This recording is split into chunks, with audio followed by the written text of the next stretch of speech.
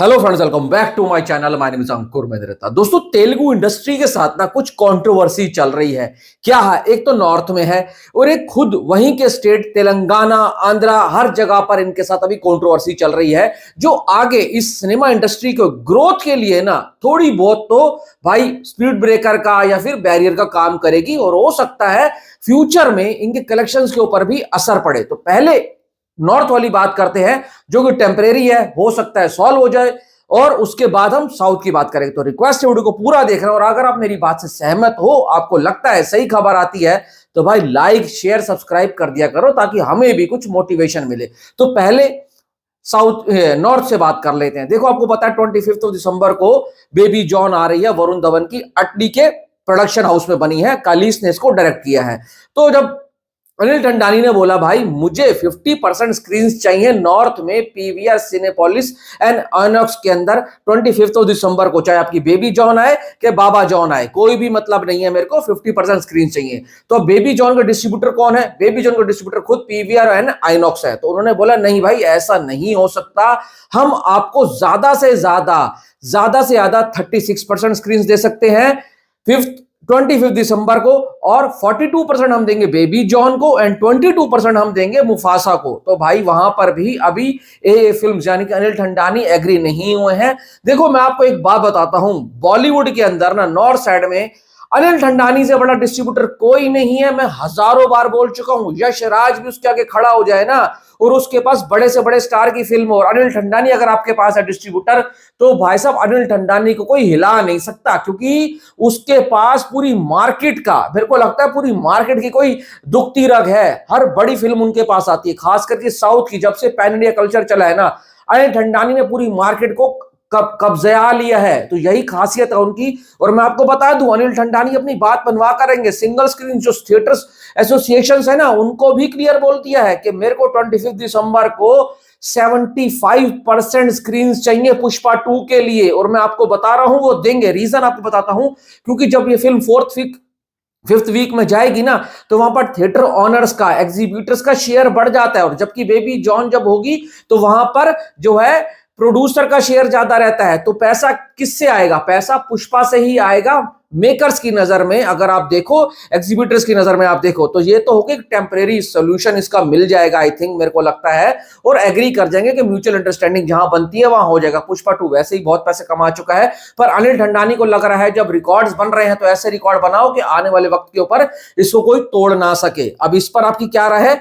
Separately बताना। अब हम आते हैं मेन प्रॉब्लम जो तेलुगु इंडस्ट्री के अंदर चल रही है। आपको पता है पुष्पा 2 का एक शो जो चल रहा था, प्रीमियर शो था संध्या थिएटर के अंदर, जब वहां भगदड़ मची, ठीक है, वहां पर क्या हुआ, एक दुखद घटना हुई, उसके बाद किसी की मृत्यु हो जाती है। उसके लिए हमें बहुत ज्यादा सिंपैथी है, और हमारी तरफ से उस परिवार को भाई ताकत मिले भगवान की तरफ से, ताकि उस चीज से वो निकल सके। अब उसके बाद हुआ क्या? देखो, ये होना था क्योंकि तेलुगु के अंदर ना, एक तेलुगु इंडस्ट्री के अंदर स्टार्स के फैन क्लब इतने क्रेजी होते हैं ना, वो डे वन के ऊपर भी पूरी फिल्म देखना चाहते हैं। ये तो अल्लू अर्जुन है, जब प्रभास की फिल्म होती है तो पूरी रोड ब्लॉक हो जाती है। महेश बाबू के साथ भी ऐसा होता है, और जब राजा मौली की फिल्म होती है ना, चाहे उनके अंदर कोई भी स्टार हो, तो लगता है कि पूरा शहर जाम हो गया। तो इन सब चीजों को देखते हुए तेलंगाना गवर्नमेंट ने डिसीजन लिया है कि आज के बाद से अब चाहे वो छोटी फिल्म हो चाहे बड़ी फिल्म हो, कुछ भी हो, ना हम बेनिफिट शोज लगाएंगे, ना हम प्रीमियर लगाएंगे,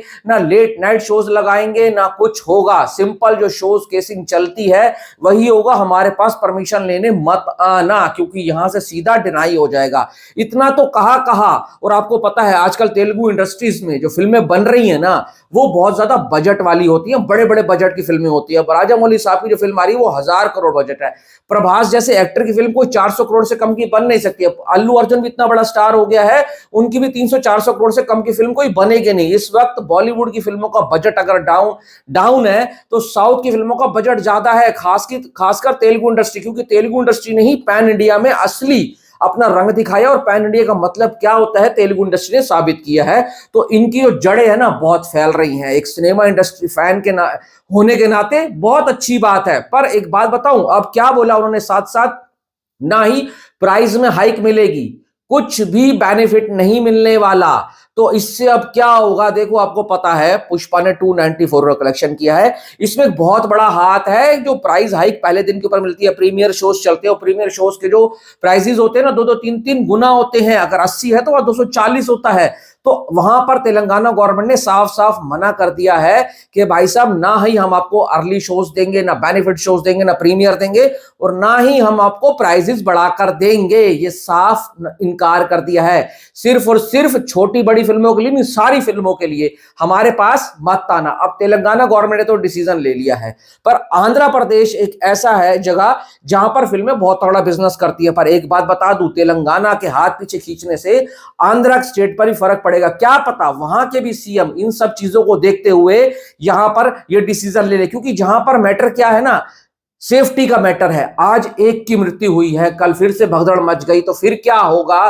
कोई नहीं भी हुआ, किसी को नुकसान हो गया, कुछ और हो गया, तो एंड में लोग क्या करते हैं, पब्लिक क्या करती है, गवर्नमेंट को ही भाई साहब बीच में लेकर आती है कि आपके पास पूरी सुरक्षा एजेंसियां नहीं है जो इन सब चीजों को संभाल पाए। क्योंकि साउथ के अंदर जो स्टार है ना, वो किसी भी पॉलिटिक्स में जो लोग होते हैं ना, मतलब सीएम इस तरीके के जो लोग होते हैं, उन्हीं तरह का फैन फॉलोइंग रखते हैं उनकी। अगर वो बता दे कि हम यहां पहुंच रहे हैं तो उतनी ही भीड़ इकट्ठी हो जाती है, रोडें जाम हो जाती है। तो तेलंगाना गवर्नमेंट को देखते हुए अगर आंध्र गवर्नमेंट ने भी ये डिसीजन ले लिया तो इनके लिए और दिक्कतें हो जाएंगी, क्योंकि हर किसी को रहता है कि डे वन के ऊपर एक तगड़ा कलेक्शन लेकर आया जाए, और इन सब चीजों में मतलब अपनी फिल्म को हर कोई रिकॉर्ड बनाने में लगता है। और ये कोई आम बात नहीं है। अगर आप देखो तो साउथ के अंदर एडवांस बुकिंग लेट ओपन इसलिए होती है क्योंकि वो सीधा भाई साहब पहुंच जाते हैं सीएम विंडो पे कि सर हमारे को है ना प्राइस हाइक करने, हमारी फिल्म का बजट ज्यादा है, और वहां की गवर्नमेंट मान भी जाती है। नॉर्थ में ऐसा कुछ नहीं होता। नॉर्थ में तो भाई साहब सब कुछ एक चेन है, वो डिसाइड कर देती है। पर साउथ में वहां अगर प्राइसेस को हाइक करना है ना, बढ़ाना है, तो गवर्नमेंट की इन्वॉल्वेशन चाहिए होती है। तो ये सब चीजें अगर आंध्र में भी हो गई तो सोचो तेलुगु इंडस्ट्री के लिए बहुत बड़ा लॉस होगा आने वाले वक्त के ऊपर।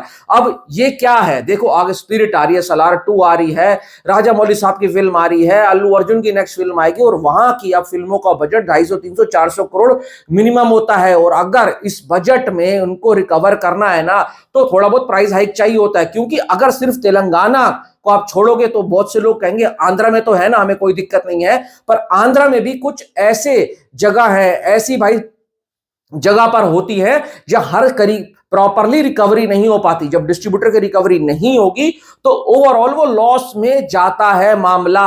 अब देखो पुष्पा ने तो सारे रिकॉर्ड तोड़ दिए हैं, वो नॉर्थ से बहुत तगड़ा पैसा कमा रही है। अगर नॉर्थ भी ढीला पड़ जाता तो पुष्पा 2 नुकसान में जाती, क्योंकि 500 करोड़ का बजट है।